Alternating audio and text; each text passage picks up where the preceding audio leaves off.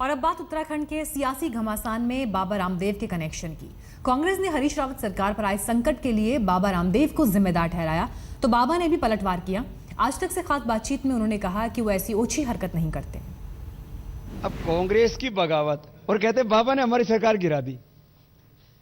अच्छा, मैं भगवान को साक्षी मान के इस बात को कहता हूं कि उत्तराखंड में सरकार गिराने या बनाने के बारे में मैंने स्वप्न में भी नहीं सोचा, और वो सारा दोष हम पर मढ़ते हैं। कुंभा अपना संभलता नहीं इनसे। हम इतना जरूर कर सकते हैं, कांग्रेसियों को योग करा के कुंभा संभालने का तरीका तो बता सकते हैं, बगावत कराने वाला तरीका हमको नहीं आता, जोड़ने वाला तरीका आता है। और इस संदर्भ में मेरी अमित शाह जी से या पार्टी के किसी भी एमएलए से या किसी प्रांतीय नेतृत्व से अब ऐसे, अच्छा अखबार वालों को भी थोड़ा सोच समझ के लिखना चाहिए। कम से कम मेरे से तो पूछ लेते हैं कि बाबा जी कुछ चलो जो है कांग्रेसियों का घर नहीं जलाया, कोई थोड़ी बहुत तिल्ली तो लगाई होगी।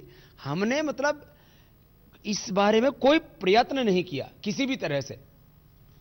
और हम तो हमेशा जो करते हैं खुले में करते हैं। जिस दिन हमें कांग्रेस को तोड़ना होगा तो कह करके तोड़ेंगे। जब पूरे देश से इनको खत्म किया तो कह के खत्म किया ना।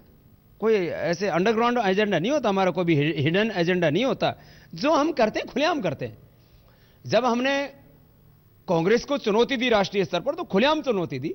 अभी हमारा इस मामले में अभी हमने पॉलिटिकली अपने आप को थोड़ा विड्रॉ किया हुआ है। हमने अपना ध्यान मूल रूप से योगा, आयुर्वेद, स्वदेशी वैदिक संस्कृति, शिक्षा, गौ सेवा, राष्ट्र सेवा के दूसरे कामों में हमने लगाया हुआ है। तो कांग्रेस से अपना कुंभा संभाले। और अखबार वाले भाइयों से भी और मीडिया वालों से भी मेरी हाथ जोड़ के प्रार्थना है, भाई जो मैं नहीं कर रहा हूं उसका ठेकरा मेरे पर मत फोड़ो।